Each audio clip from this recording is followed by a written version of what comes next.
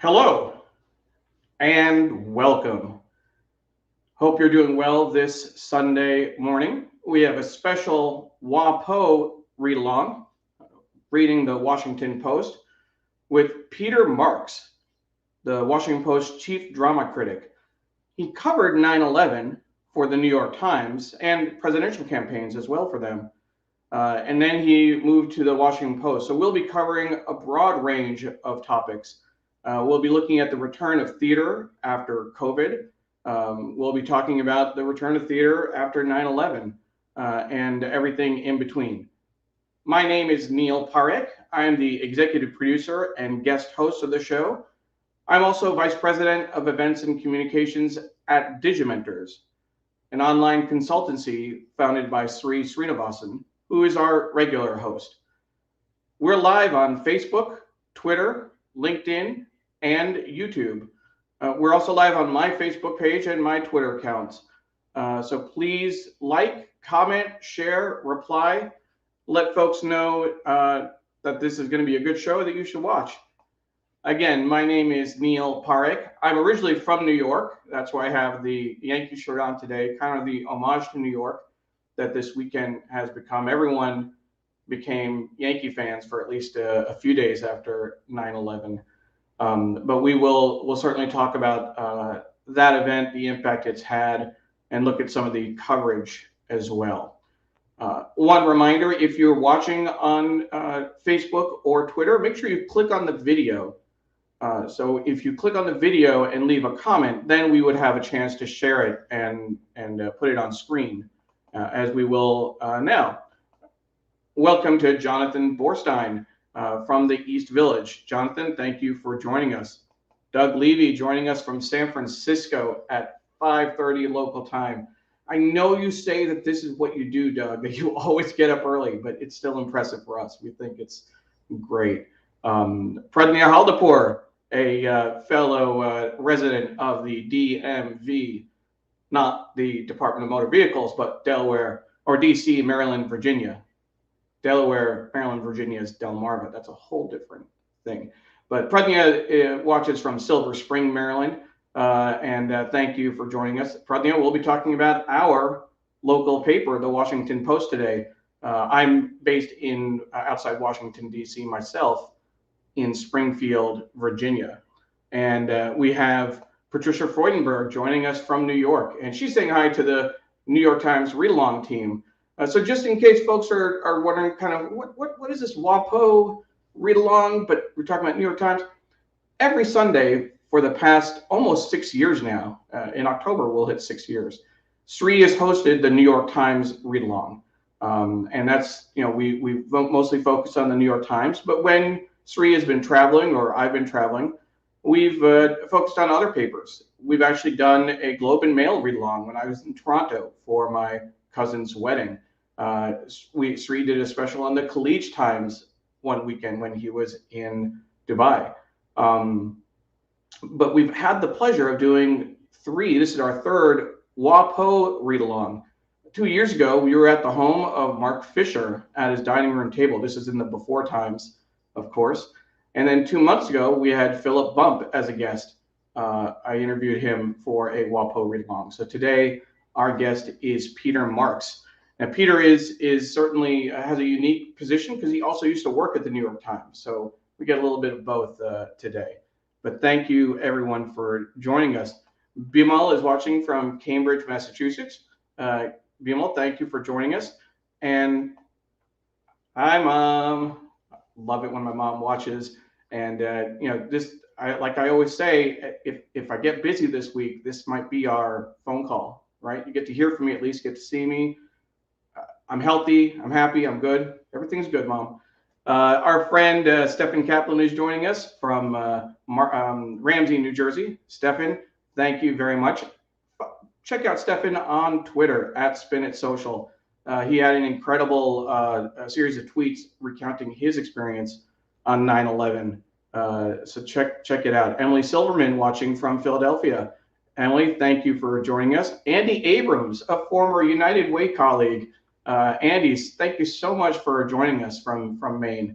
Hopefully you'll get a chance to watch. We have a great show planned with Peter Marks, the Washington Post chief drama critic. Diane Stefani joining us from Margate, New Jersey, another Yankee fan. Thank you, Diane. Appreciate that. Absolutely. And Sonal is watching us from Brussels. Sometimes tuned, but have never commented. Please, Sonal, thank you very much. If you are like Sonal, if you've been watching but hanging back, just say hello. Just let us know where you're watching from. It'd be really, really great to see all the places where people are tuning in from. Let us know where you're watching from. Like, comment, share, and tag your friends to let them know that this is worth watching. Who else do we have here? We have Barjesh Kaylee saying good morning. I hope I got that right. Miriam Berkeley joining us from Hell's Kitchen. Linda Lawrence from Long Island. Hi, Linda. How are you doing? And Andy Siciliano, Ms. Siciliano, so glad that you're watching. Andy is here in Washington, in the D.C. area, Northern Virginia. She ran Little Acorn Patch, where my daughter went to school through kindergarten. And I'll just do a quick shout out. If you're in the area and looking for a good place to send your kids, Little Acorn Patch was incredible. Emily did such a great job there. They taught her so much. She was so advanced when she got out into first grade. Thank you so much, Andy. Thank you for joining us. And I still remember when we bumped into Andy at a Washington Nationals Yankees game 2 years ago in the spring. So that was definitely fun. Dr. Chandrasekhar, thank you for joining us. What a time for sports in Queens. Absolutely. Dr. Chandrasekhar is one of the hosts of She's on Call, along with Dr. Marina Kurian, which will air at 11 o'clock Eastern time. Definitely check that out. They're back to a regular schedule, I believe, starting with this week. And Stefan I like saying WAPO. It's always fun. It's good to do things a little bit differently, right? And our friend Carla Baranakis, one of our producers, is with us. Carla is from Weehawken, New Jersey, and is associated with a certain Broadway smash hit. Carla, you'll have to tell us a little bit more. I'm not as up on my Broadway. Peter might know what you're talking about. We can ask him later as well. But thank you, Carla, for introducing us to Peter, a former colleague when she was at the Times. Paula Kiger is with us. She is in Tallahassee, another theater lover. She's excited for today's show, and she's also monitoring comments in Facebook and LinkedIn. She'll be dropping links, etc. If you have any questions, reach out to her. She is great. Naomi Sturris, wow, another fellow theater writer from the Upper West Side. Looking forward to Peter's appearance today. No pressure, Peter. No pressure, but I think people are really looking forward to this. I think Paula was explaining that it was a Jersey reference, not a Weehawken. I thought it was a Weehawken reference. That everything's legal in New Jersey. When Sree used to do the show from his, and he still does it from his home, but when he used to lean out his balcony, he'd point the camera to New Jersey and say everything is legal there. Susan is watching from Reading, Connecticut. Hi, Susan. And our friend Rose is also watching from Connecticut. Thank you, Rose, for watching. We couldn't do this show without you. It's so wonderful to have such a strong read-along family that joins us every week. And we have new folks who join us every now and then. So thank you for making this part of your Sunday. I want to do a quick shout out to our team. Of course, Sree is our host. I'm the executive producer, guest host. But Paula Kiger, Steve Taylor, Julia Weeks, and Carla Baranakis have done such a great job in making this show, what it is, engaging with the audience, etc. And I'm getting a little, in terms of the production team, is telling me, I'm just kind of listening. Oh, okay. So Weehawken is a specific reference. It's not just everything legal in New Jersey. Weehawken is where the duel took place. It's where the Hamilton Burr duel took place. I just want to make sure we got that correction in there. But thank you again for our production team. And I should say that this show is produced by under the auspices of Digimentors, the consulting firm I mentioned earlier. I've been working full-time with Digimentors for the last year. We produce conferences, do social and digital consulting, webinars, talk shows, etc. So if you're interested, if you want us to work on a show like this for you, please let us know. You can email me. You can email Sree at sree@digimentors.group or myself, neil@digimentors.group. And we'd be happy to talk to you about your upcoming event. The reality is that a lot of events are going back online, and we're going to be talking with Peter about that. Online theater is a thing. I didn't know that was a thing.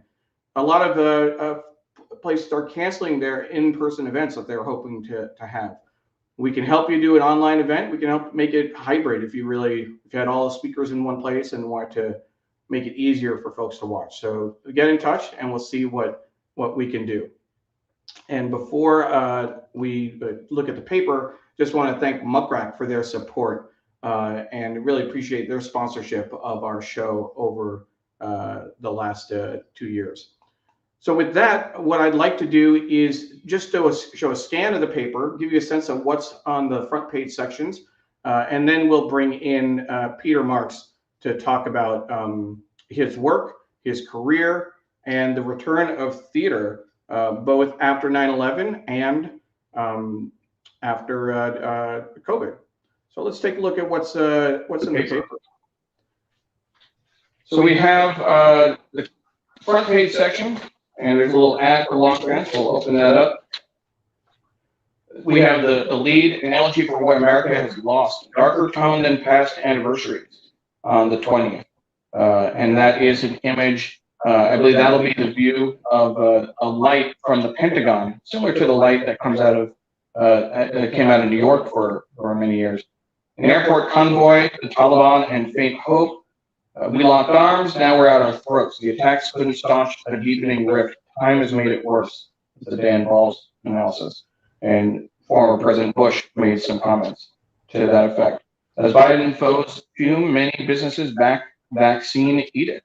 We'll talk about the vaccines, of course. And South Carolina freeway to displace Black residents again.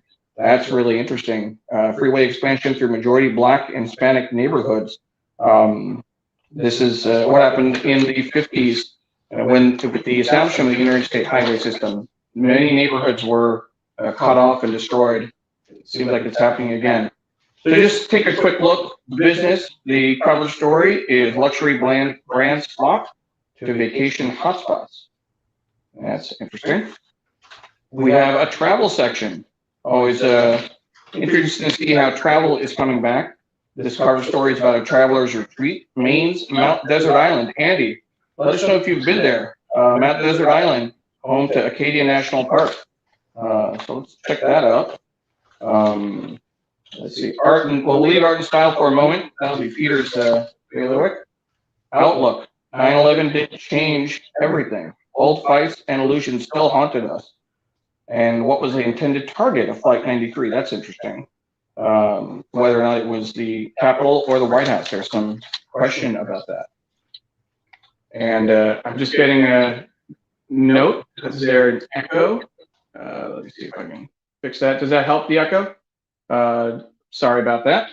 Oh wait, no, that shouldn't. Let me fix the echo. How's that? Does that fit? You can still hear me? And there's no echo. Great. Thank you. Thank you for Naomi for pointing that out.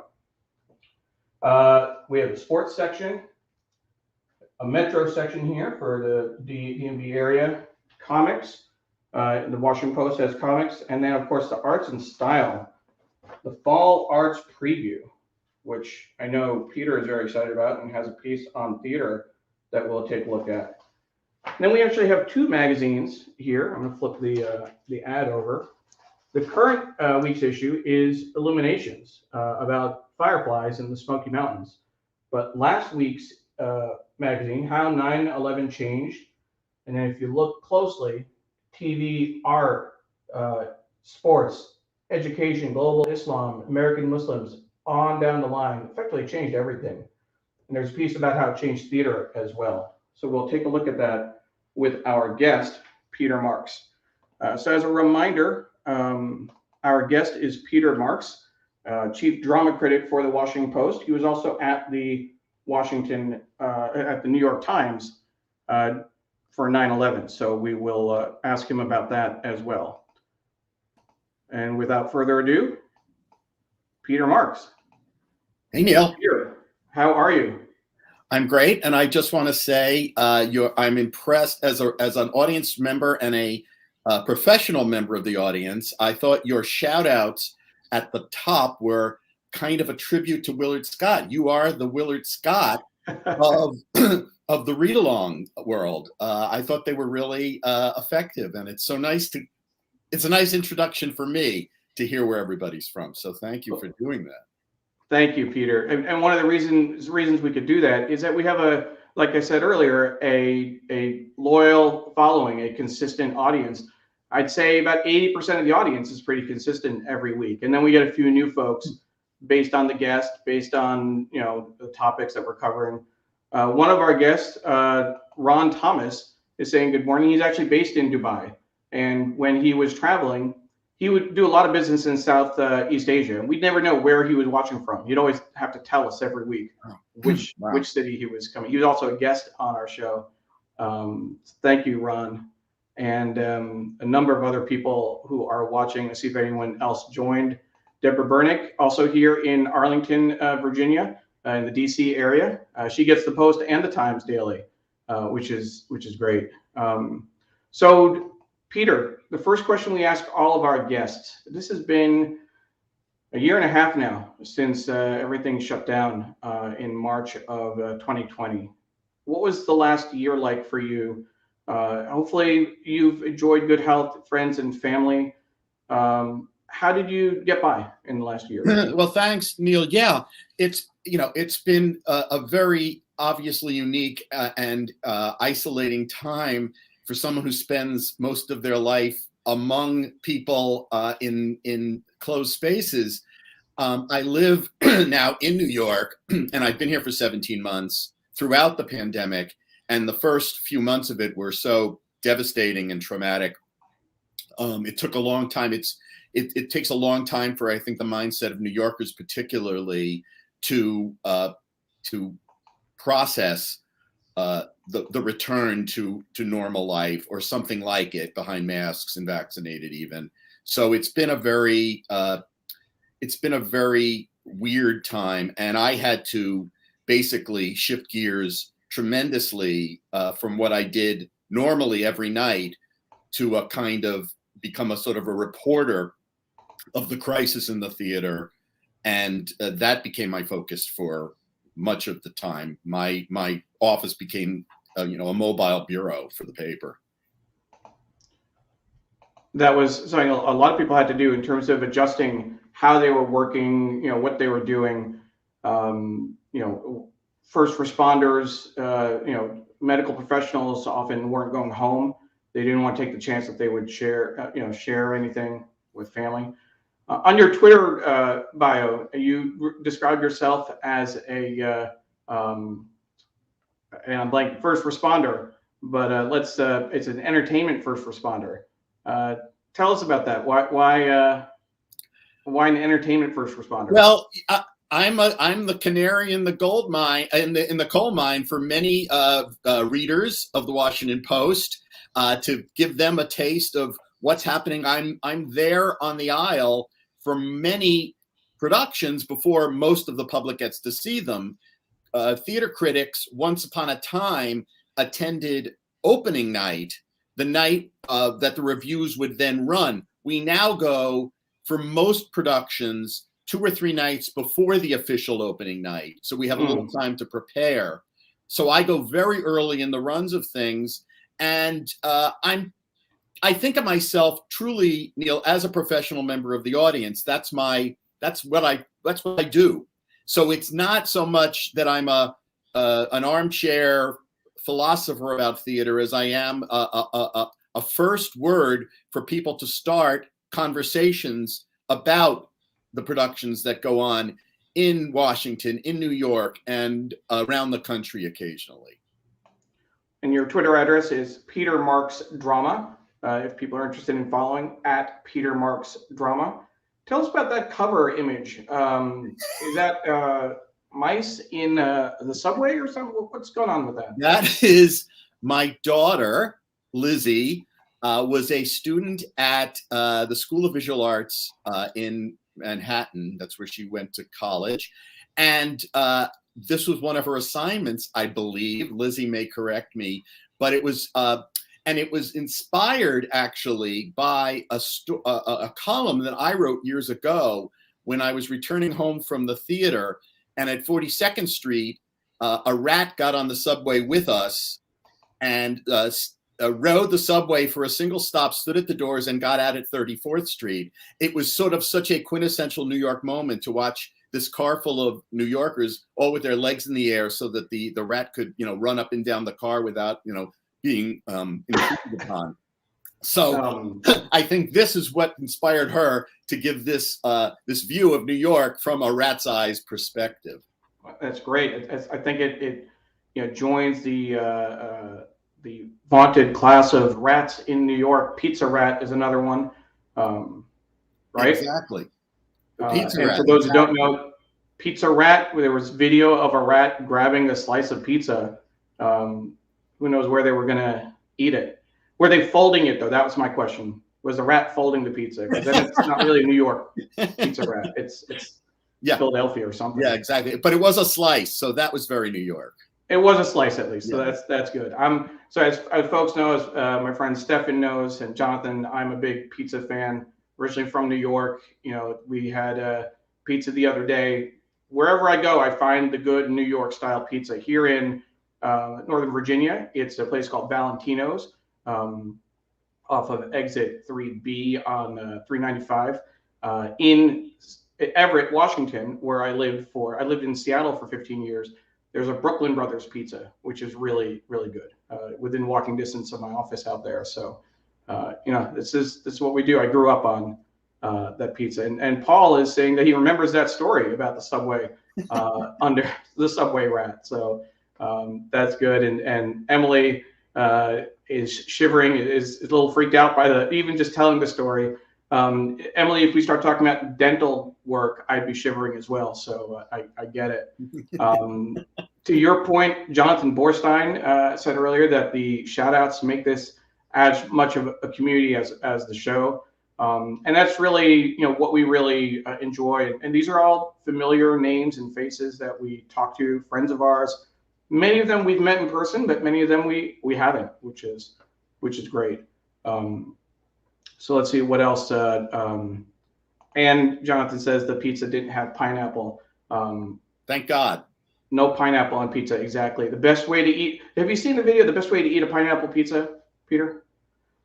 So if this is a pineapple pizza and you set it on the table, you should cut it just like this, right? Mm-hmm. Trying to mime it. Right. And then toss it in the garbage. That's how you eat a pineapple pizza. Get rid of it. That's very funny. That's good. Naomi is recalling Bagel Rat. So this is now becoming the rat show. Not we're not talking about theater or anything. It's the rats. So there's a Bagel Rat. If you know of other rats, Deborah is sharing a rat's tale and do an animated film script. Exactly.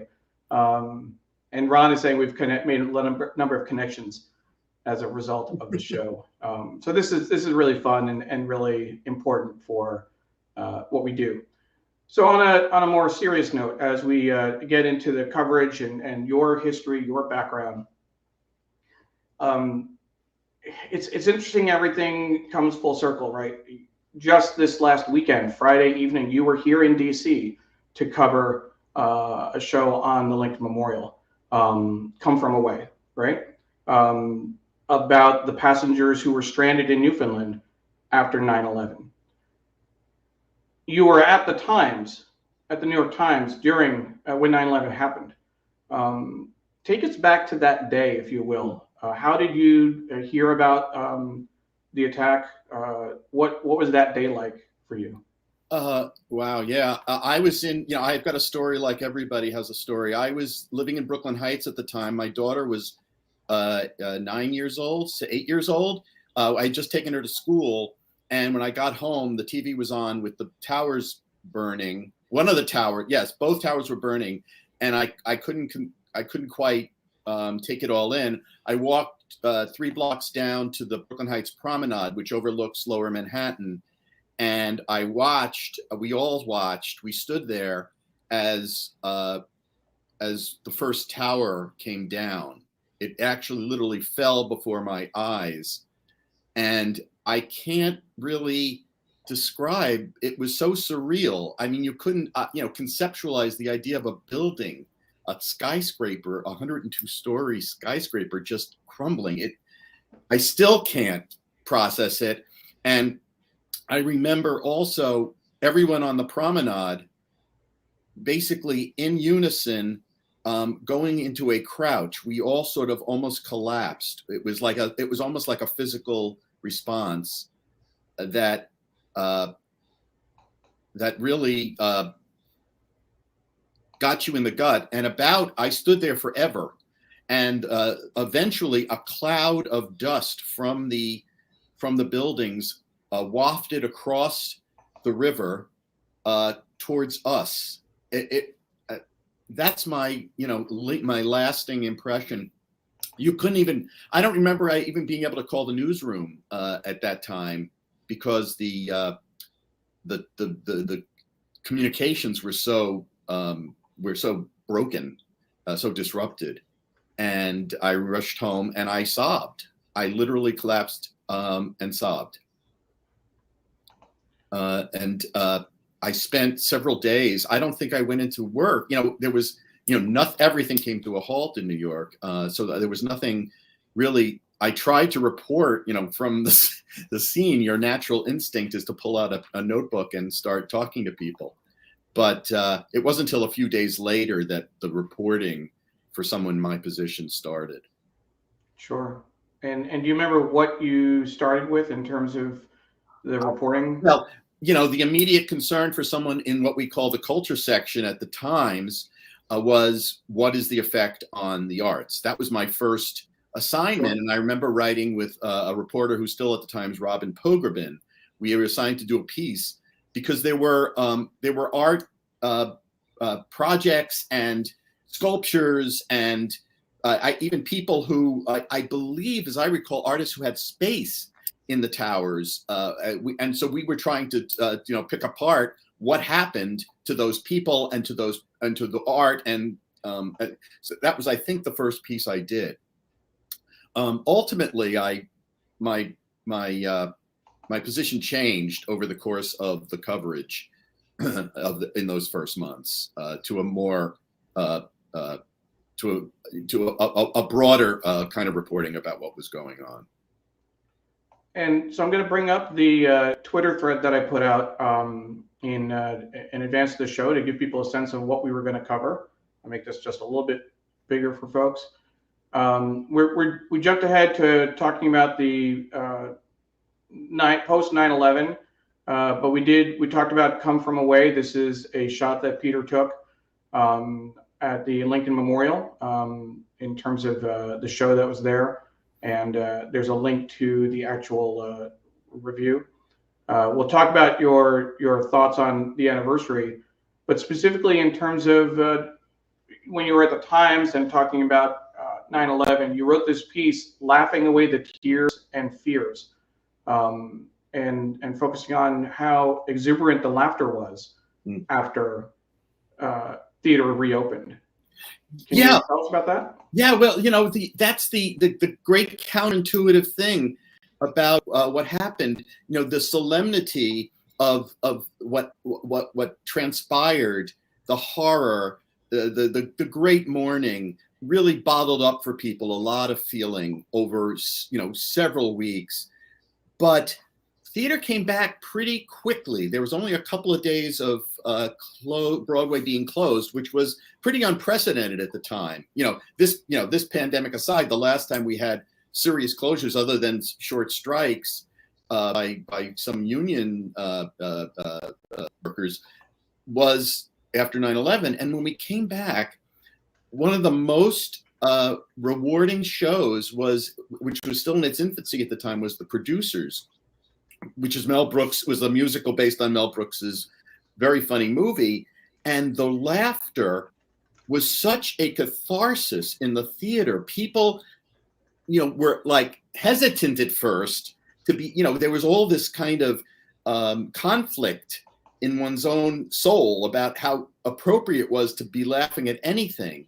But once it was released and theater gave it that outlet, once that happened, it was spectacular. The roars in the theater were unlike anything I'd ever heard. And it went from show to show to show.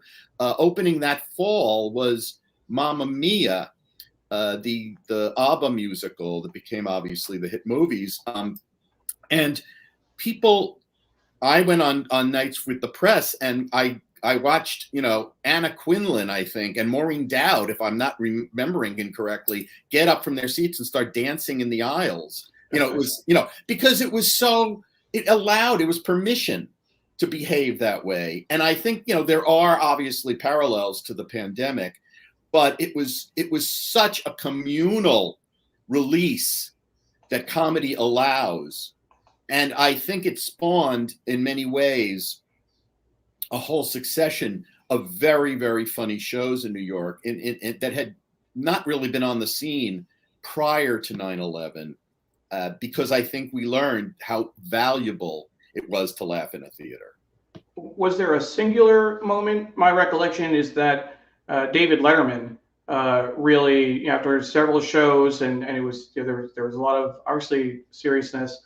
I mean, there's so many moments in that post 9/11 period. I'm thinking of David Letterman. I'm thinking about, it's hard for me to say this, Mike Piazza's home run for the Mets, right? I mean, there were certain moments like that that really allowed people to laugh, allowed people to cheer. Was there a singular moment like that in the theater? Was there a particular show that really just nailed it? Or was it a collective kind of, it just happened over the course of a few days? My recollection was sort of, it was all led by a great actor by the name of Nathan Lane, who is a, in private life, quite a thoughtful character, and prone to a very acidic kind of humor himself. But I think it was Nathan's ebullience, and he's such a Broadway leader. He's probably one of the best known Tony-winning Broadway actors of all time. And I think it was almost him granting permission for people to laugh that really triggered it for me.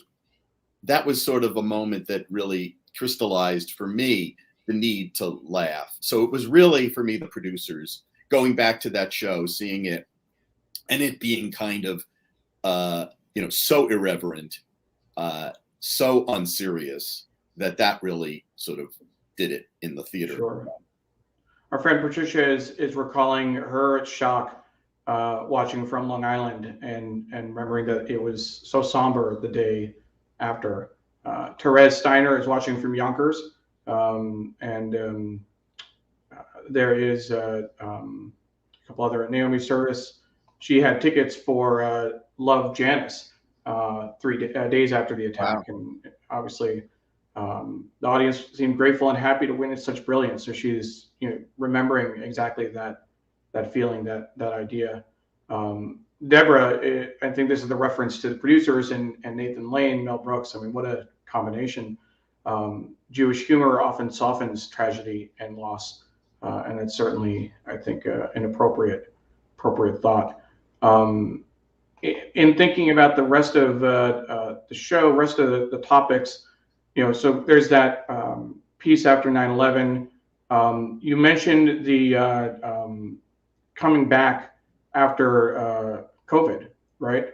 So this is the return of theater. Rent, Hamilton, Wicked are all opening up. This is the shot that they shared on Broadway of people back in the streets, celebrating the return. Granted, they're wearing masks and they're socially, physically distant. Somewhat similar to this picture after 9/11, A Nation Challenged was the New York Times headline.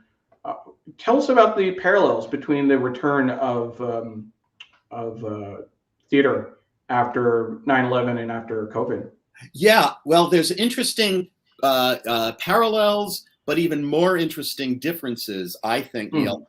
One of the things that obviously is the same is this sense of mutuality that you saw in these actors, basically, asking people to come back. We did have the problem initially for several months after 9/11 of airline safety. Many people wouldn't fly. So travelers were not coming to New York. Tourism was down. Sure. Obviously, similarly to what's happened in New York, it's devastated the tourism industry. Broadway is something like a $16 billion a year industry in New York. It's a huge, huge engine for the economy. And what's different this time is that the longer term effects feel more dire. The threat to the industry over the next 6 months is very, very worrisome because many shows, the thing about Broadway is, the shows need to fill 95% of their seats, Wow. 95% of the seats to make a profit. That's just the model is built on very, very narrow margins. So if you can't fill those seats, shows can't run. And even the big show, the tickets right now, Neil, you can get a ticket to anything. Sure. Coming up. There's no Hamilton you can get tickets to. Springsteen on Broadway, which was in its first run. Came back. He came back. Right. God love him. I've seen both versions. They're very similar, but this one I saw it the first night he was on Broadway this time in June. And interestingly, at that point in the process, it's almost sociological. It was maskless because we thought we'd licked this.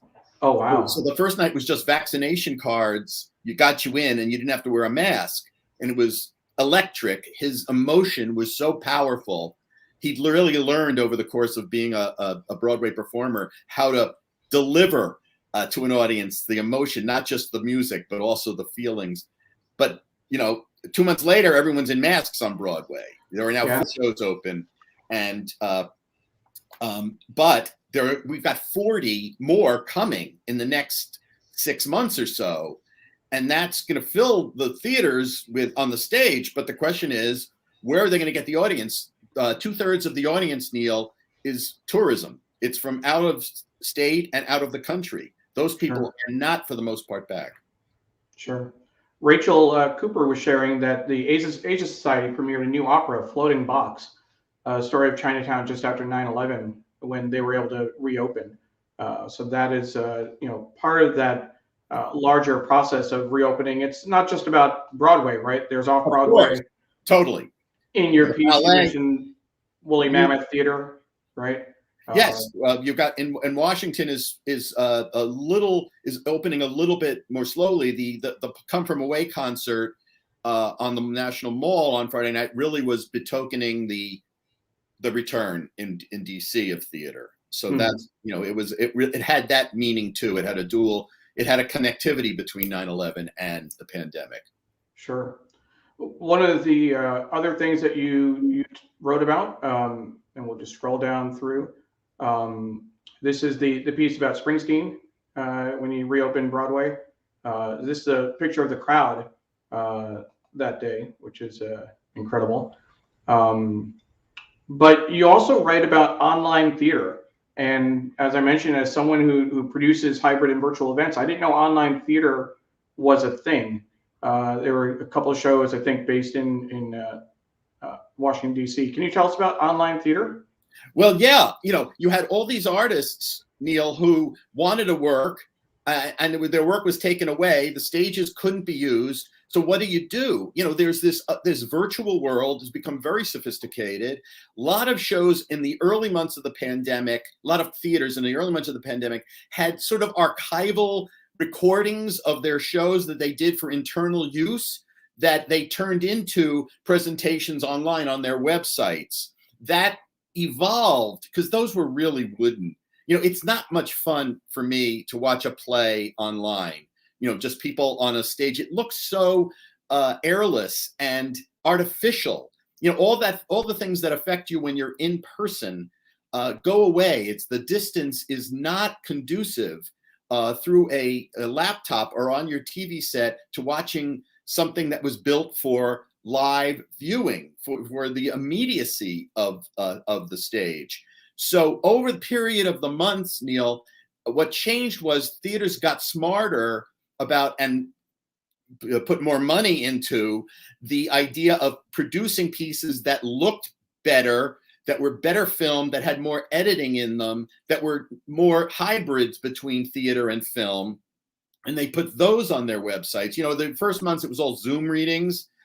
How many Zoom readings can you watch? It's enough to have 5 Zoom meetings in a week and you're like sick of Zoom. So it really took some time for it to evolve. I don't know. The question is whether this is going to stay as part of theater or if this was just a substitute. Some people believe there's going to always now be, because what happened was theaters that only had a local audience, Neil, shows, theaters in Washington tend to draw from, the tri-state area. New York off Broadway is very much a metropolitan phenomenon. But suddenly you had people all over the world who could watch. So that's a huge, a brand enhancement for a lot of theaters. And of course, audience engagement becomes a whole other thing. Just like, we're seeing you read the names of people in Brussels and San Francisco on this show. That kind of breadth it's exhilarating to think of the link ups. So that's been a nice part of what's happened. Linda is asking, she's been meaning to look into online Shakespeare. Any recommendations? Any thoughts on that? Yeah, NT Live, if you don't know about that, Linda, is the National Theatre in London. They are maybe the world's best producers of theater on video. They recently did a production that PBS did of Romeo and Juliet. I believe it was on PBS. Directed by Simon Godwin, who is now the artistic director of the Shakespeare Theatre Company in Washington. And it had a terrific cast. It was very modernized. And some of their stuff has been fabulous. They did a 12th Night recently that was superb. So I would look to them and their archives. I don't know what's available right now, but Follies. This is in cinema. Romeo and Juliet. Yeah. In international cinema. Yeah, they're going very much back into live production. Yeah. But NT Live is an ongoing. NT Live often shows stuff in movie theaters. That was their venue previously. Interesting. Now I think you could see them from home. And ntlive.com, folks want the link, ntlive.com. That is certainly, that's worth checking out. And our friend Paula actually shared a link. Let's see, this is a Shakespeare at the National Theatre. That may be another source as well. Let's check out that real quick. Here, a couple of mouse clicks. There we go. So this is Shakespeare at the National Theatre, and Paula will share that link. That's nationaltheatre.org.uk. So National Theatre at Home is what they, I would assume, would be the focus. Definitely worth checking out. Yeah, there's a picture of Sophie Okonedo up there. If you saw, she was in an Antony and Cleopatra that they did with Ray Fiennes as Antony, and that was another fabulous production. If you can get that, wow, that is. It's interesting here. It says April to July 2020. Yeah, so. I guess. Yeah, but I think they bring them back. I mean, I can't remember what the schedule is like, but I'm sure they'll bring them back again. Sure. Well, that's kind of the thing that we're seeing, right? And even you mentioned seeing Springsteen without masks. There's a time, in New York, I know people are actually eating outside, parties, going to events. There was like 3 weeks or so. It doesn't look like. Yeah, it's getting more and more stringent now, the guidelines, and And I do want to say, that, it's interesting, Neil, each time I go to an indoor performance, I went to Hadestown the first night they did it in New York, which was a Tony-winning musical of 2019. It came back September 2nd. And Neil, the audience would not let the show start. They got up and they just roared and roared and roared. It was such a demonstration of that same pent-up desire that wanting to reward the people who were going to entertain them before they were entertained.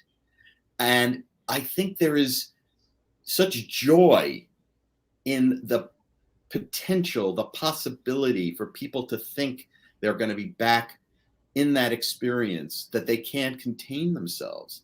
That's a wonderful thing. And Rose says her sister-in-law took her son to Hadestown, and everyone was vaccinated and masked, and they loved it. So that's really good to see. Naomi is sharing that the Irish Repertory Theatre produced several virtual events, all wonderful in their imperfection. Someone starred in The Touch of the Poet, a consummate Broadway actor, irishrep.org. Yeah, they've done a lot of work.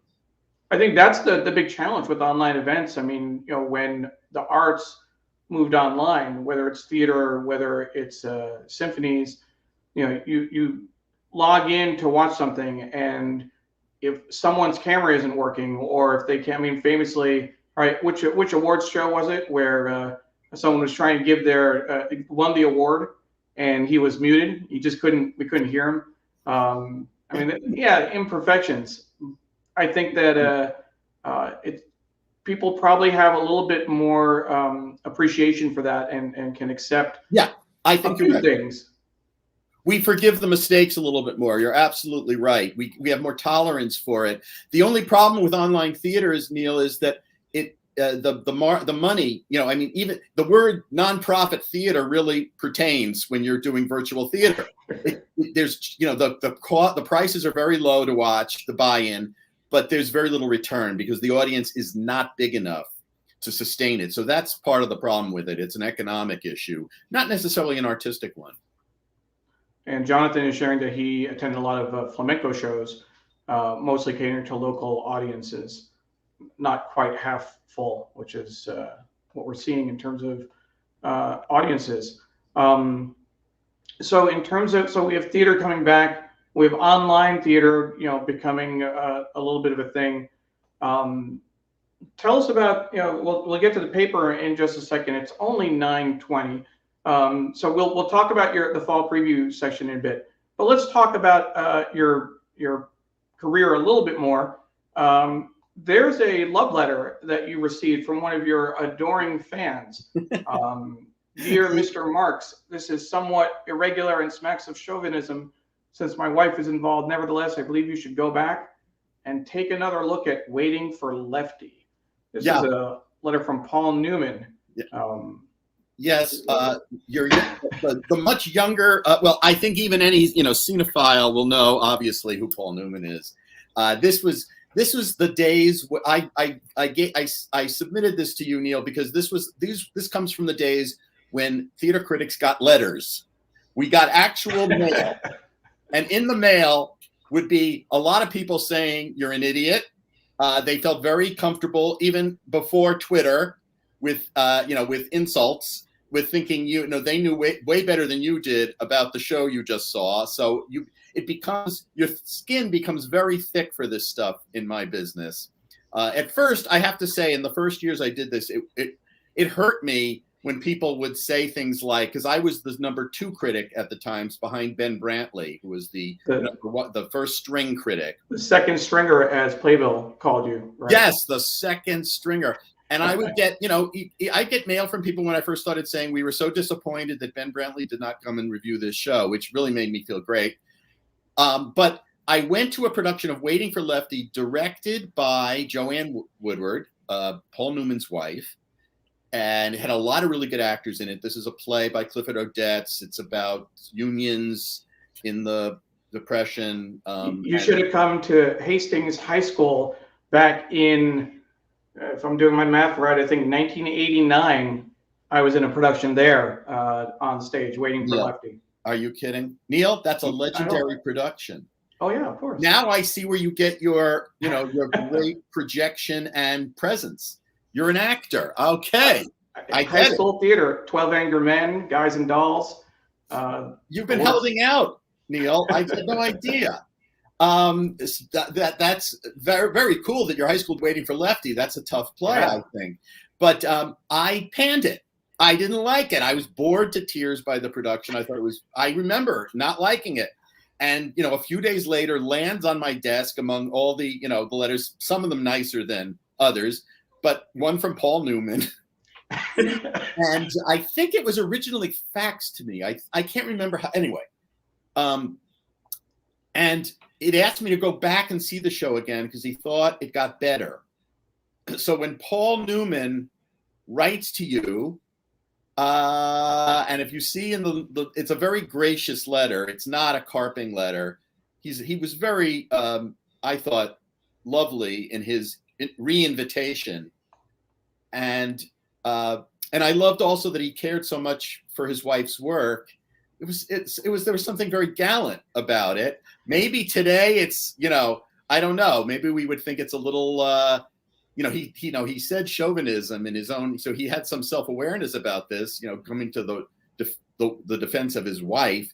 But I went back to see it a second time, hoping he was right, hoping, my God, I was going to love it. I'd love to tell Paul Newman, Paul, let's have drinks. You're right. But I felt the same way. I felt the same way the second time. It just confirmed that I didn't like the production. So I don't know. I disappointed Paul Newman. I can tell you that. That's a stain on my reputation. It seems like what you had there was a failure to communicate. Oh, I just got chills. Neil, you're good. This is like, oh my God, what a great comeback. And that's without the accent, of course, without the cadence. I would overdo it. That's overacting. What we have here is a failure to communicate. If I done it like that, that'd be a different story, of course. Oh my God. And of course, now that I do the line, I'm blanking on the name of the movie. It wasn't HUD, was it? No, not HUD. See, yeah, no, failure to right. What was it? Somebody's going to tell us. Cool Hand Luke. Somebody's going to tell us. Who's going to Google it. Cool Hand Luke. I was thinking. Cool Hand Luke. There we go. That's what it was. Yeah. Cool Hand Luke. And was that? Yeah. that was something we had. Carla shared it in our private chat. That's why we have producers, folks. That's why I have people helping with the show. Cool Hand Luke. And Carla was a great copy editor at the New York Times. So, she was on the continuous news desk and was a national copy editor and has been incredible. She actually hosted a show. We produced a show for her just the other day. I think it was Thursday, where she spoke to a journalism class, Joliet West High School, journalism and multimedia, about covering 9/11. So if there are any journalism teachers out there, please say hi. I know we shared it with a couple of folks. She shared her experiences. We showed a video from Tom Franklin, who shot the iconic picture of the firefighters hoisting the flag on 9/11. But no, Carla's been great. We have, let's see, a couple other comments. Our friend Therese Steiner is on the board of Classic Stage Company, a nonprofit theater in New York. John Doyle is the executive director, opening in November with Assassins by Stephen Sondheim, delayed from April of last year. So the question for you, Peter, what is your prediction and advice for the future of off-Broadway theaters and the ability to attract existing and new audiences with limited marketing promotion budgets? Oh, wow. Yeah. Well, I if I had an answer that was really good, I would, I'd quit this business and I'd open a consultancy, Therese. But I think that one of embedded in your question is the answer, in a sense, coming back, you have to hit it out of the park, in my opinion. There has to be a coming back with a bang, so to speak. Assassins, a musical by Stephen Sondheim and John Weidman, that's almost a review, a very satirical review of the men and women who have tried and succeeded in killing presidents, which sounds like a very bizarre notion for a musical, but in fact is brilliant, is a great way to be coming back. And Classic Stage, with a production I know has some great actors in it, is going to be that kind of event. It needs to, these things need to be special, to attract the attention of the media. They have to have hooks. I don't mean stars necessarily. It helps sometimes. Hugh Jackman doing The Music Man on Broadway will be an event, but I think it has to have significance for the audience, meaning the way I think that Ford's Theater did it with this Come From Away production. It showed audiences the value and the urgency of theater, what it can mean for the social fabric of the country. I think this is a moment where you have to prove or demonstrate what that means.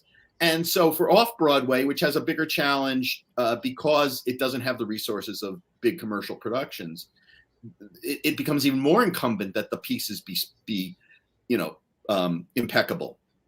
And we'll see. I do think also, but the advantage that Off-Broadway has is that it derives its audience from a market that really is metropolitan, the way a regional a city with regional theaters like Washington or Chicago or Los Angeles do. They depend on people who are devoted to coming to theater all the time.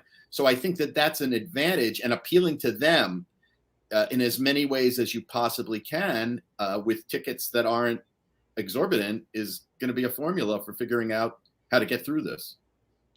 In addition to Carla, we also had a little help from Howard Sherman, reminding us that it was Cool Hand Luke, Dub Taylor. Is Howard, I don't know if it's the first time you're watching.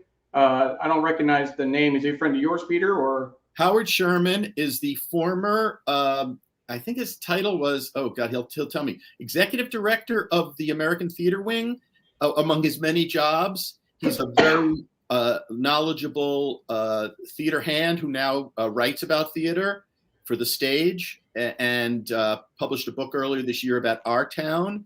Great. And is one of the people who keeps me honest, I feel like, also a friend who keeps me honest. It's a great lead-in because he wants you to tell us about your theater roles in school, Peter. Well, thanks for the setup. Oh my God. This was he's not a plant, ladies and gentlemen. Even though Neil got his theater licks in, I was, believe it or not, in high school, I was Bernardo in West Side Story. Now, this is before we worried about appropriation. This was, sure. I was not ethnically suited to Bernardo. Sure. But I went to a high school that was, I think, extremely white, and being Jewish, I was almost, qualified as ethnically diverse. So that was, I played, and in, more to the point, in college, I acted with some wonderful actors. I was in a production of Twelfth Night with Paul Rudnick, who became a great playwright, the very well-known Broadway and off-Broadway playwright and screenwriter.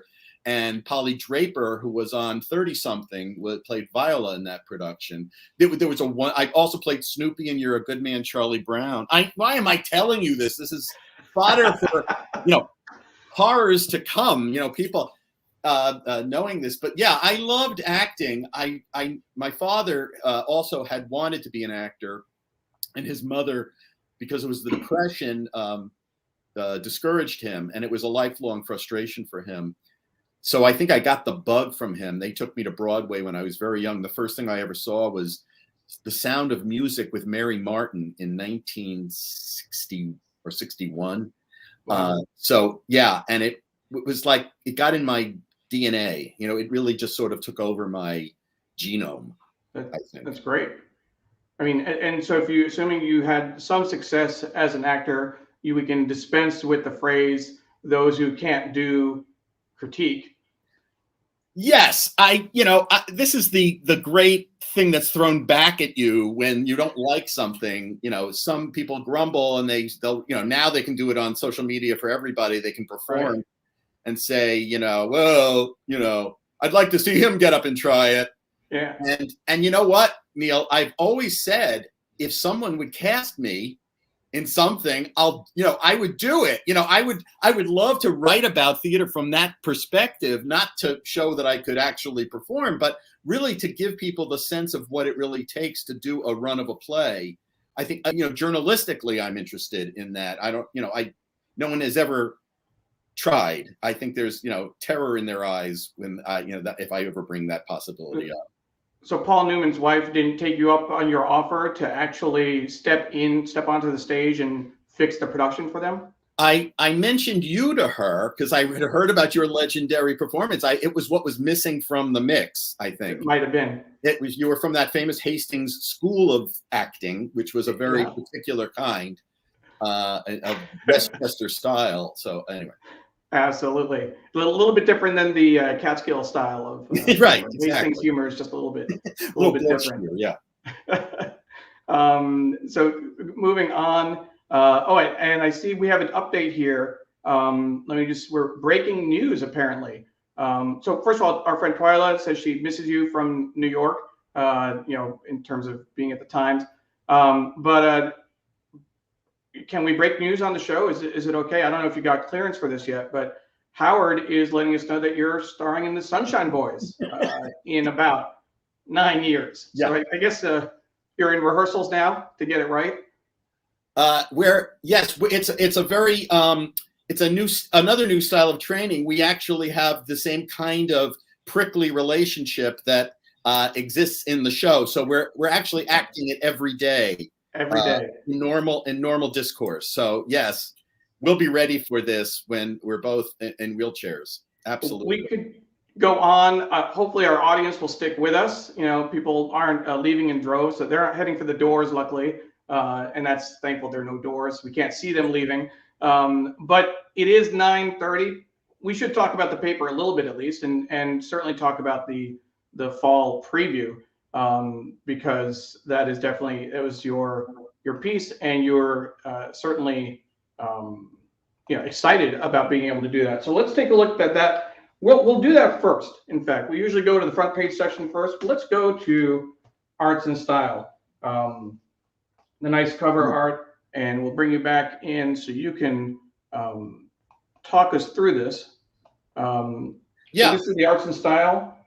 Classical music, pop music, art, theater, and dance. And it's a brave new season, as the headline says. Fall arts preview. Did you know that you'd be writing this? Well, that's a really good point. It's the first arts preview we've done, for the duration of the pandemic. It's another sign that things are sort of coming back to something like normalcy. To be able to write there's enough copy to talk about what a fall will look like arts-wise was exhilarating to have happen again. And this one, of course, because it's the Washington Post, is very Washington-focused. Amazingly, you'll see there's like ads in this section. Arts advertising has really dried up in this country. Sure. In the age of social media, print. It's also lovely to see you turn the pages of this section, because the presentation in print, there's still nothing like it. If you look at, the glory of seeing this beautiful reproduction, the technology changed so much over the space of my career in journalism, so that print really does look fabulous. I mean, and there's color on every page, which is, remarkable too. And what I did is celebrate on this show. Sorry to interrupt. We celebrate on this show the power of print. I love that. I love that, Neil.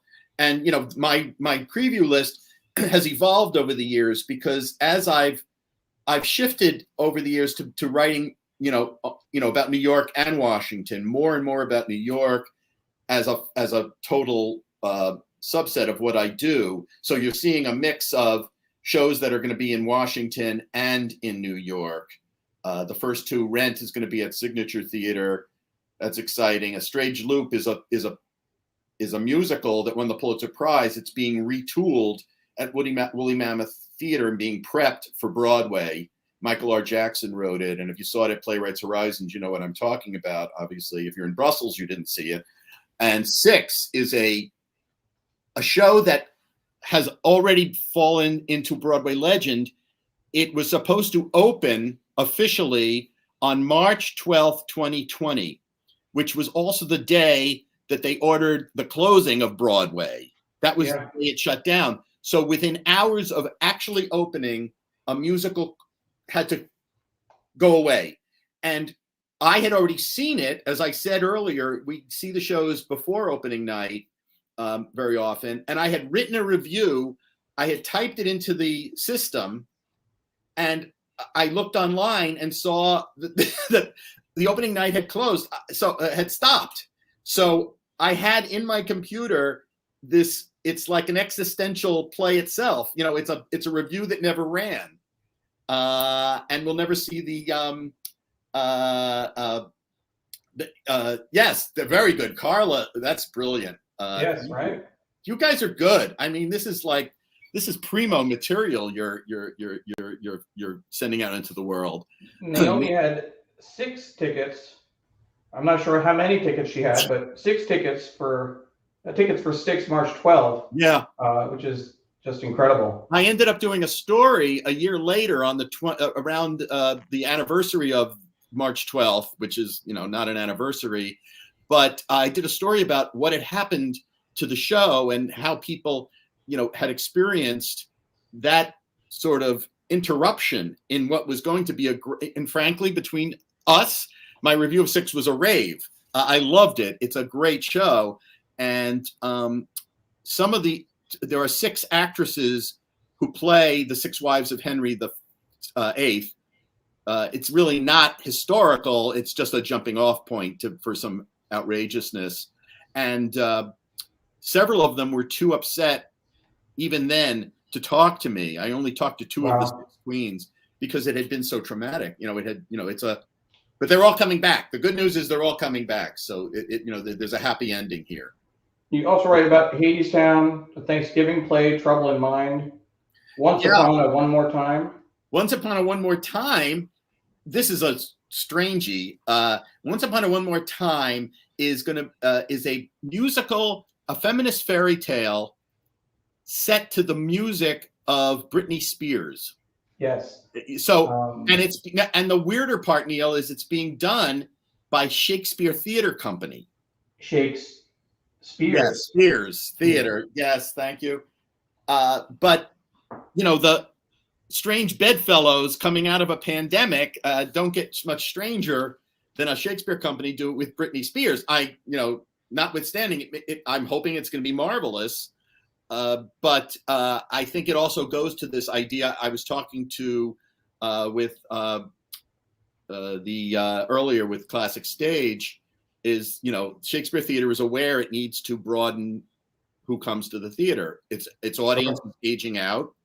It wants younger people to come and see what they do, and I guess because it's classics, the fairy tale classics, that gives them the excuse to do it at Shakespeare Theater. Here's some of the other shows that you're writing about. Our friend Patricia Freudenberg asks if you have a personal favorite. I don't know if you can pick one, but are there 2 or 3 that stand out? You mean a favorite for coming up, or just correct? In terms of the preview, are there particular ones? Well, I'm really excited about A Strange Loop at Woolly Mammoth Theater for one. I think that this is a really interesting direction that musical theater is taking with a singer, with a playwright songwriter like Michael R. Jackson. I also think a couple of things on Broadway that I didn't even mention in the coming back are great pieces that I hope find audiences again. One of them is is Girl from the North Country, the Bob Dylan musical. It's his songs sung by other people, in my opinion, thank God. I know a lot of people love Dylan's voice. It's never been a feature for me of his fabulous music, but this is a story they built around his songs, and it's a depression era story. So it may have a struggle, I think, finding an audience again. And also, the Lehman Trilogy is coming to Broadway. It was done at the Park Avenue Armory. This is 3 British actors telling the entire epic history of Lehman Brothers, the financial house that collapsed in 2008. But it's a fascinating and beautifully theatrical piece that's coming to Broadway very soon, actually, with Simon Russell Beale, Adam Godwin, and Adrian Lester. So let's take a look at the front page just to see what's in the news section today. Really, even if we go through it a little bit quickly, after approaching 9:45, piece on senators want Congress to re-up role in foreign policy. I remember when I first lived in Washington, D.C., 96 to 2001, 95 to 2001, I used to get the Post and the Times daily and used to compare their coverage. And obviously, it's, the Post, Congress and politics is local news for the paper, so that really dominated coverage. A lot of inside baseball. Yeah. Political politics really drives the Post. Sure. Sometimes, and so you have to think as a cultural writer, as a writer in the arts. Sometimes it's very often helpful to contextualize things politically in one way or another. Not every time, but many times I find myself, and I'm interested in that. I'm fascinated by the ways in which theater informs political culture and vice versa. And as Neil, as you point out, many people in many arenas have acting ambitions, or did, or wanted to, even as a hobby. And certainly in politics, there are a lot of people who will think of themselves as performers. Excuse me. I'm just going to mention this this article that was on the front page about the interstate looking like it's going to cut through Black communities in Charleston, in South Carolina, which I thought was interesting in terms of giving really good coverage, really good attention to that. There's a graphic in terms of a map of where that highway would go. Tell us a little bit about, you talk about politics. You've actually covered politics. You covered a presidential campaign. You reviewed I believe the Democratic National Convention as a critic. Talk to us about that. What were some of your impressions bringing your critic's lens to politics? Well, back in 2000, in the dark ages, Joe Lelyveld, who was then the executive editor of the New York Times, asked me if I would be interested in covering the Bush-Gore race as, from a cultural perspective. And I thought, wow, this is way far afield of what I was, where I was headed. And I've always been a person who has sort of, leapt at an opportunity, and I took it, and I covered media in the 2000 campaign, which at that time also involved something called the internet. And there was I think there was one desk at the conventions for a website.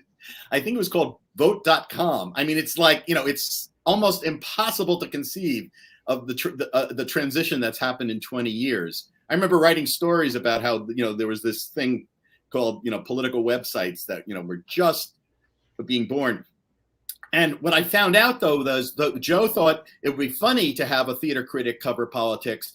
But I learned very quickly that every political writer is a theater critic, or they think they are. And so it wasn't that unusual. People already were into, this idea of it was, I think, the influence of TV on politics really that did that. Sure. People have that sense. Kennedy, Nixon. That's absolute. Correct. Yeah. You got it. But by 2000, there was it was in the bloodstream of every political reporter. And yes, I tried to find the theatrical elements in a campaign. I went all over the country, which was thrilling. And at that time also, the job entailed going to different cities, sitting in front of a television for 48 hours and watching all the ads, because the campaigns in those states were so intense. I don't think we don't do that anymore. We've gone in, it's just so transformed. But for the last cycle, Neil, what I asked the paper if I could do is I could go out on the road during the primaries and do individual performative reviews of the candidate, the Democratic candidates, because it was retail politics. It was all in person, live, and I wanted to see how well they performed, how well they connected with audiences, and what tools they used. And it was a great experience. I found it really illuminating, and I found theatrical connections for each of the campaigns I followed. Sure. We talked about online presentations earlier. The Post has a series of live discussions. This is actually a really, really cool lineup. You have The Authority of the Court and the Peril of Politics with Justice Stephen Breyer. The early 202, Representative Peter Major talks about his unsanctioned trip to Afghanistan, which came in for a lot of criticism. Securing cyberspace, another Representative John Katko, and then someone who's the Director of Risk and Compliance for Google Cloud. Where Tomorrows Aren't Promised, Carmelo Anthony, NBA All-Star and author. I didn't know he was an author. Mello. George Will, American conservative. George Will, Bill Kristol, Ruth Marcus, Eugene Robinson, Post columnist. First Look, the Post, Jonathan Capehart, Charles Lane, and Gene Robinson as well. And then the National Book Festival with Michael J. Fox, author of No Time Like the Future and Optimist Considers Mortality.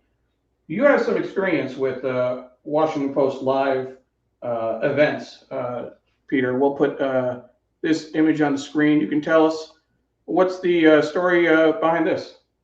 Well, this was actually New York Times. This is the Times one. This was the Times one. It's what used to be called the Arts and Leisure Weekend. I don't know what it's called anymore. I don't know if it's Times Talks. I don't know. It's gone through various. This was very early in the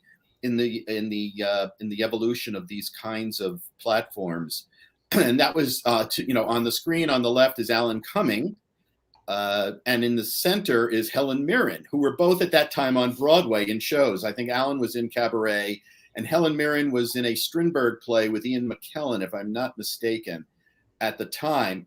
And you'd have these freewheeling discussions that, as everybody knows what they are, where they become so ubiquitous, but great pleasure for someone in my business to get that time in front of an audience of 100 or 150 people and just get to shoot the breeze in an informed way that you normally rarely get in journalism. Sure.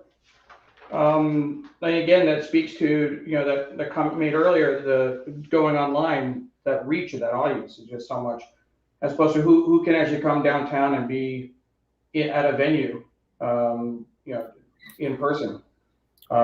Here's an article about a formerly enslaved man's vision for an integrated town. We'll take a look at that real quick. Frank McWhorter founded pre-Civil War Illinois community where Black, white families work together. Site may become part of the National Park Service. That's an interesting story. As we keep flipping the world section, to help American customers, Filipinos put their lives on the line. COVID deaths among call center workers put spotlight on billion-dollar industry.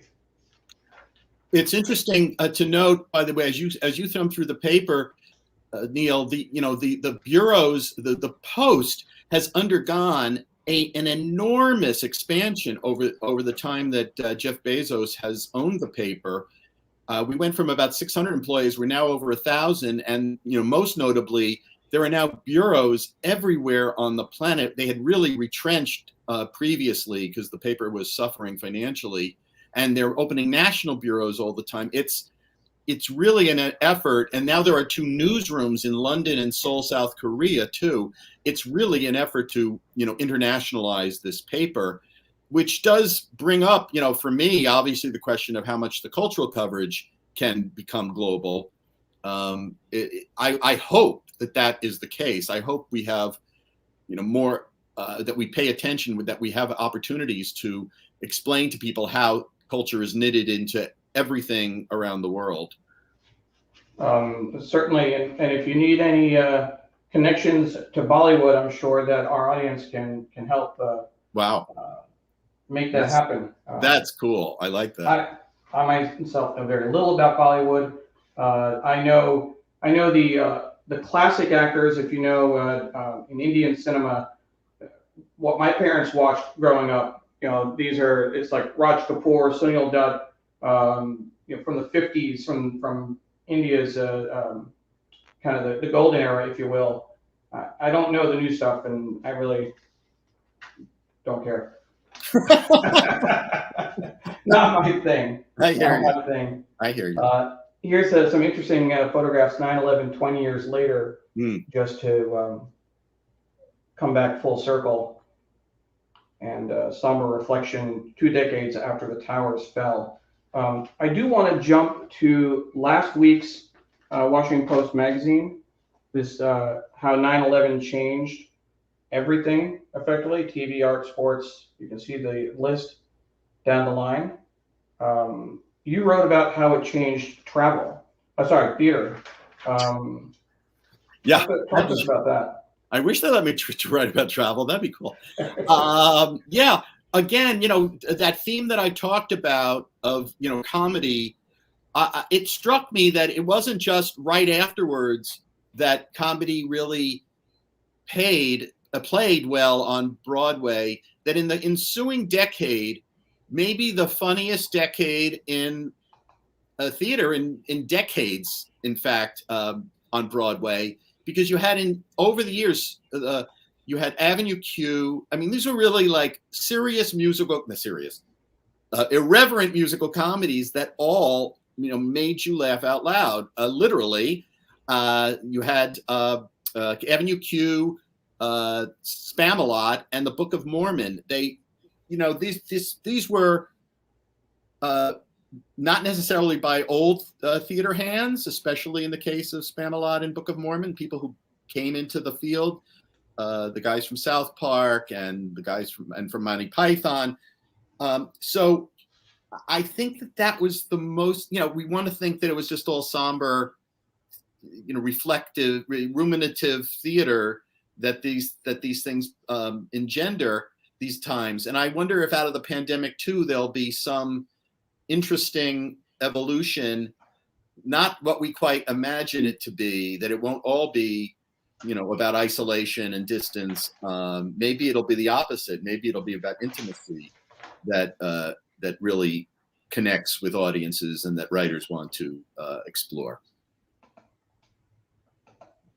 As often happens, there's a lot that we didn't get to cover in today's show, but I do want to cover one piece. We're talking about culture and kind of broadening our understanding of the world around us. Let's see, there is an article that appeared online. If I can call it up real quick, let's see if I can find it for you. And then after we do that, we'll make a few quick announcements. And then we'll ask Peter to come back to share some final thoughts. One of the things we didn't get a chance to talk about, I just want to do a quick shout out to a podcast that you do, 3 on the Aisle. Tell us about that real quickly. Yeah, that's this has been going on for a few years now. I do it with Elizabeth Vincentelli, who writes for the New York Times, and Terry Teachout, the drama critic of the Wall Street Journal.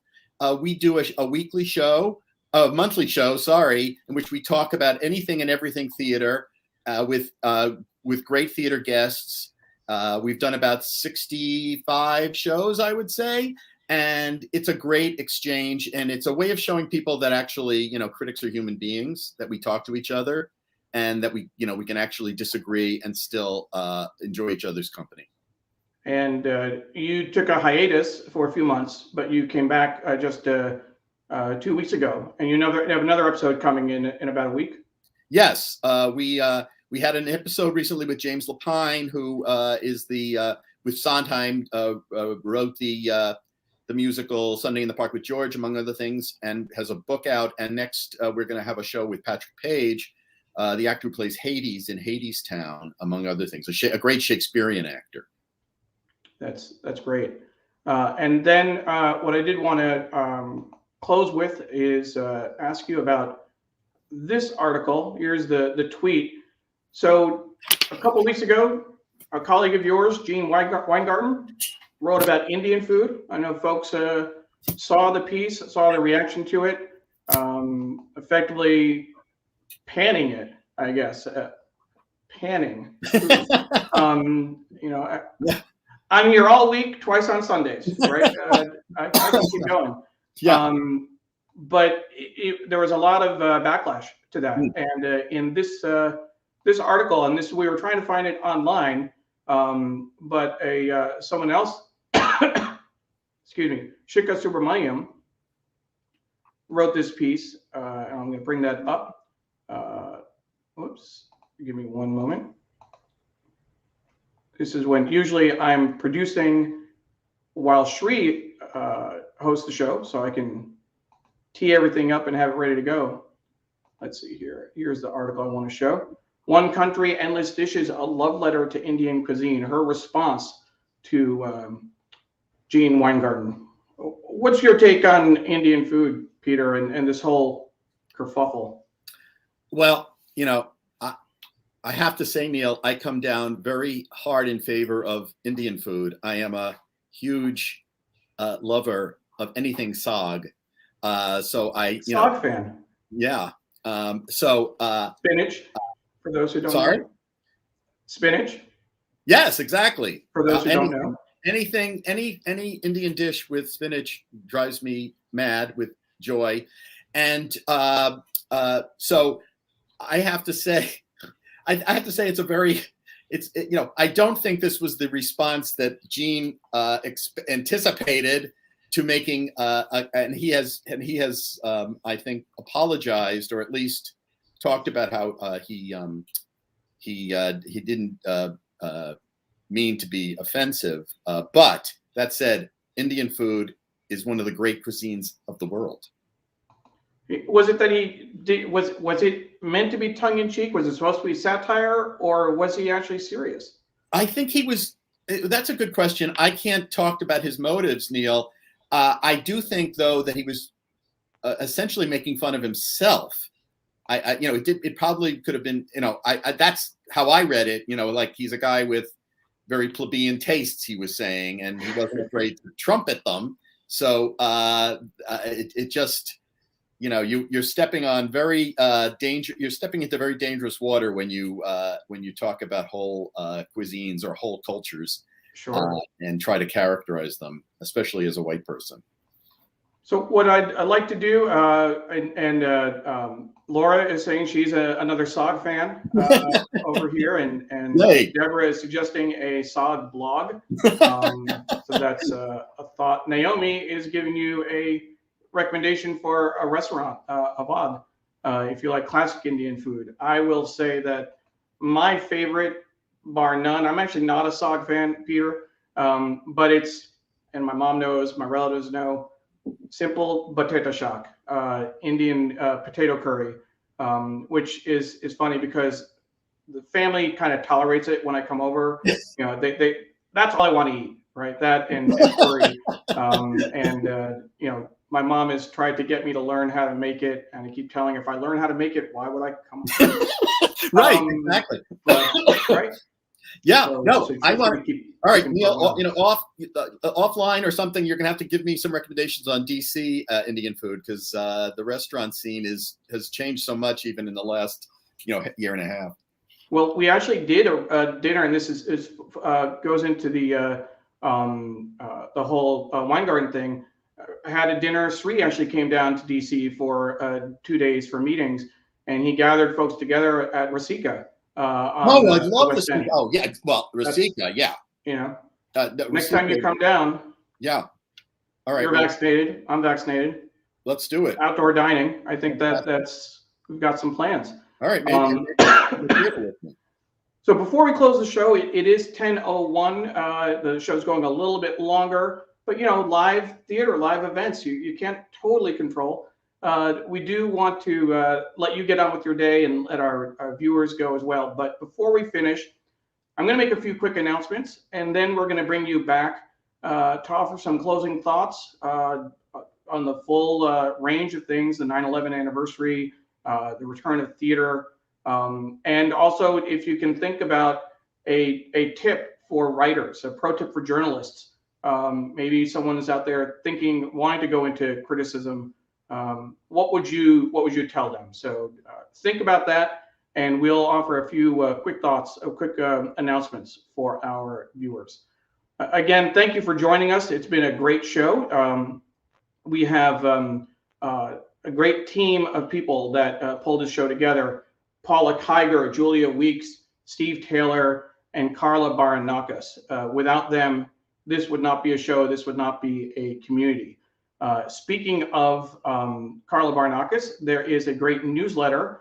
If you're not familiar with it, the Center for Cooperative Media at Montclair State University brings you the Local Connection newsletter. It offers story ideas and pro tips for journalists. Peter, that's the pro tip I was talking about. You might get a mention in the newsletter if you haven't earlier. The best of all is it's free. So subscribe to the newsletter. All you have to do is to go to bit.ly/local news tips, bit.ly/local news tips. And as I mentioned earlier, this show and others are produced by our firm Digimentors. We do social and digital consulting, conferences, summits, webinars, and weekly shows like this one. And as far as our upcoming shows are concerned, I have to give me one moment. The upcoming shows are going to be Jeanette Howard, who collaborated with Billie Jean King on her autobiography, All In.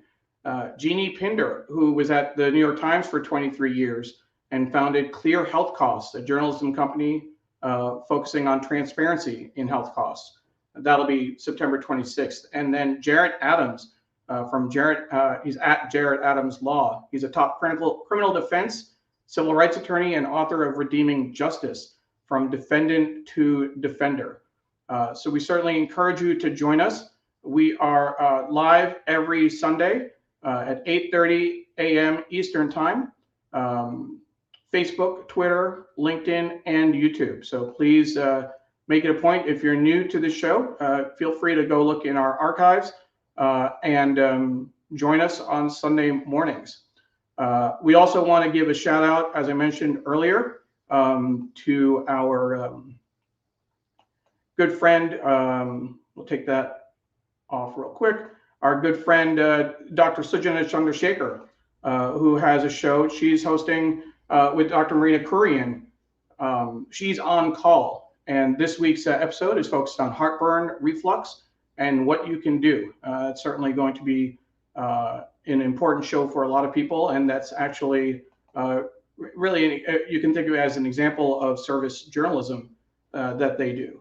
And then we also want to give a shout out to our colleague, Rose Horowitz. She has a relatively new show. I think this is like the second or third episode called Women to Follow. And it's going to be focusing on mental health and the judicial system. So her guest is going to be Judge Ginger Lerner Wren, a trailblazer who presides over the Broward County Mental Health Court in Florida. So check that out, Tuesday, September 14th at 8 p.m. Eastern Time. So with that, we'll bring back Peter Marks. And Peter, have you had enough time to think about your final thought? I mean, if you need more time, let me know. I can wait. Well, yes, could you run a couple of speeches from Waiting for Lefty while we, maybe waiting for speeches from Waiting for Lefty. That'll take a little bit more. Okay. I will say I do actually remember some of Animal Farm, which I did up at Boston College one summer. I was Squealer. You were milk and apples, people. Right? Now I see why you did this show, Neil. This was all.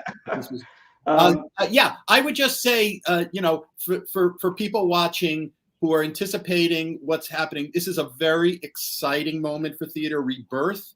is always a really interesting, dramatic context. And I'm hopeful, I remain hopeful that this can all happen. I'm a little anxious about where the variant is going, and if people still are resistant to vaccination, what that's going to do for this. As we all know, this is an enduring threat. So it's excitement mixed with a little bit of nervousness about the future. To your other question, Neil, about what people who want to write about the theater or criticism of the art in the arts world, what they should be thinking about. What I now think is that having more than one tool in your tool belt is going to be essential for young journalists to be able to report, know how to report, and to write about things, as well as to analyze and write critically. Having both those skill sets in as many art forms as you can gather is going to really be a selling point, because I think more and more critics are going to be people without portfolio. They're going to be people looking at the across the arts at their impact.